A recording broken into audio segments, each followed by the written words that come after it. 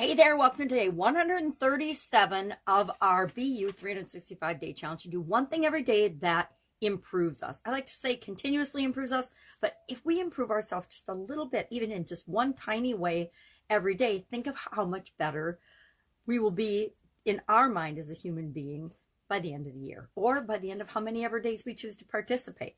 Well, today we're talking about our beliefs about money, and money is probably the strongest shared belief that we have as human beings, right?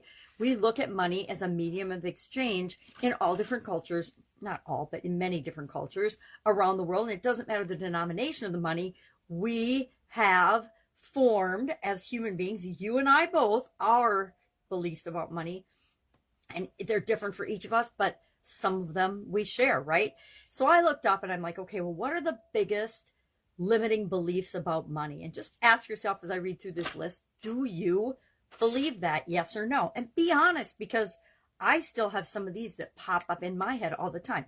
If you don't have all the money, all the resources that you want at your disposal right this minute, you probably have one or more or a version of some of these common money limiting beliefs. Now, we could talk about all the money beliefs and the empowering ones, but our challenge today is to look at, identify our money beliefs, and then decide, does this belong to us? Do we want this to still belong to us? What could we believe instead? And we want to substitute a better belief, right? So our action item is just going to be to share one belief we have currently about money. You don't have to say what you're going to change it to, but for extra credit, you could do that. And that would help all of us as well.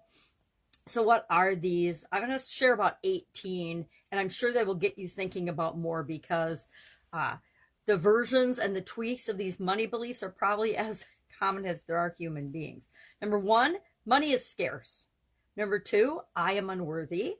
I would think that about 80% of the people on the planet have that one. I don't deserve to have, a version of that is, I don't deserve all the money I want. I don't deserve the money I want. I don't deserve the money that comes to me, etc. If you don't think you deserve it, guess what? You will push it away or prevent it from coming to you. Number three, you need money to make money. Number four, so many people have that. My son, I'm battling with that with him right now. You don't need money to make money. Number four, having money is selfish. 5, more money equals more problems. Number 6, money needs to be held on to. Number 7, I am not good with money. Number 8, money does not buy happiness. Number 9, the rich get richer, the poor get poorer. Number 10, you have to work hard to make money. Number 11, I can either make money or follow my passion. Whenever you hear yourself saying an or thing, it means that there's only 2 possible solutions or alternatives to choose from. And that is always false. That's never true. There's always more than 2 options in any situation.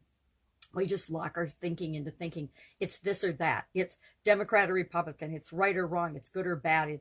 It's good or evil. It's high or low, whatever it is for you.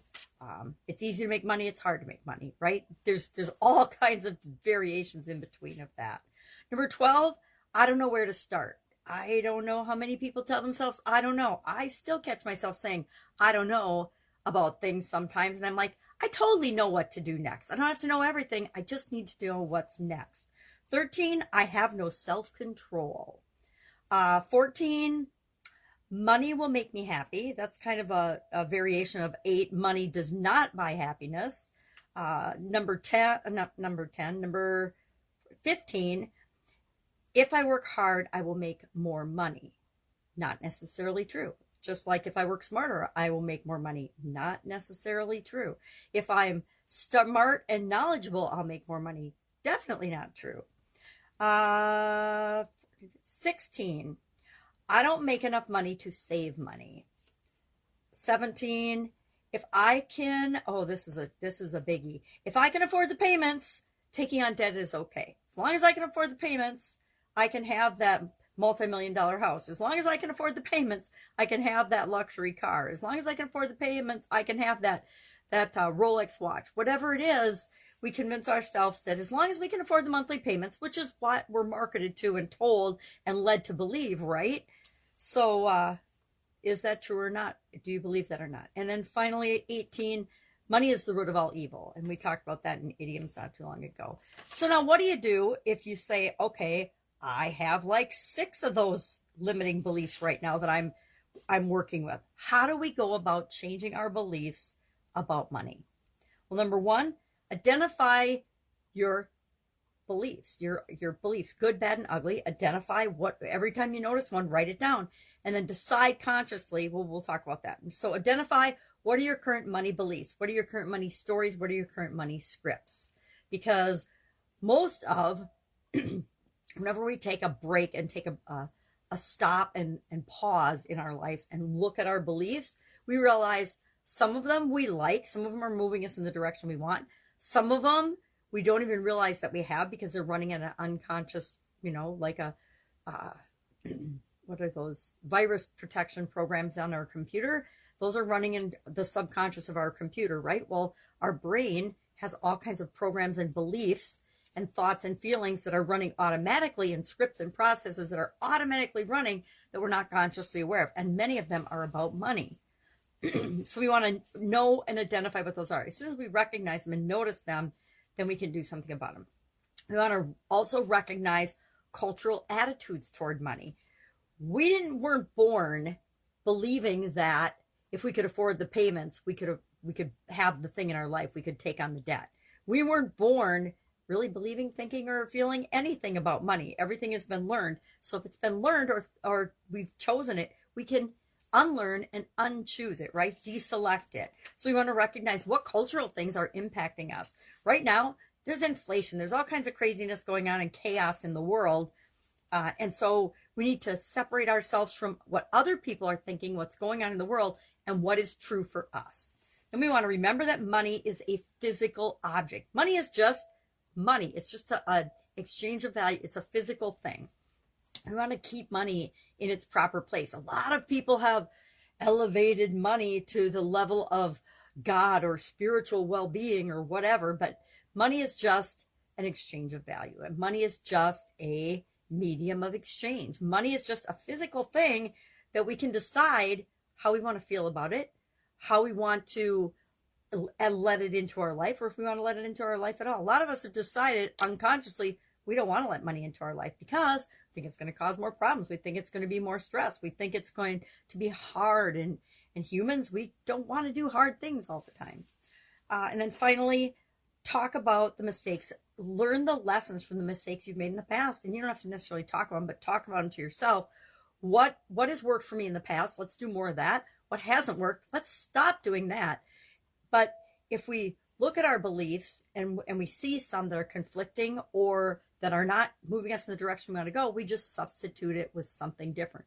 We let go of the limiting belief and we substitute with a better one. So let's look at an example. How can we do that? Money is scarce. Let's say that we believe money is scarce and there's not enough to go around. Well, I think that if we just are sending $40 billion to Ukraine, money is obviously not scarce. Now, maybe it felt more scarce and that's where the belief came from. It's definitely a shared belief by a lot of people. Maybe it came from when money was based on the gold standard or something. But since money is now based on computer data points, which really have no value, is money really scarce, or can we create money out of thin air just like everybody else does by believing that we can find ways and ideas to create money for us coming and flowing to us, just like other people have had it in large quantities, more imaginable than I could even imagine, to themselves. We could do the same thing. So is money really scarce, or do we just believe that money is scarce for us and not flowing to us? And why don't we just change our mind and say, hey, all the money I need flows easily and effortlessly to me and through me. There we go. All right, so our action item today, share one money belief that you currently have. Whether you're going to change it or not is up to you. Just share one that pops into your head. Share it in the comments below. And then make a list of all of your money beliefs as you go about your day. And then see, do I need to change this? Is this one I want to continue to believe? Or do I need to tweak it just a little bit?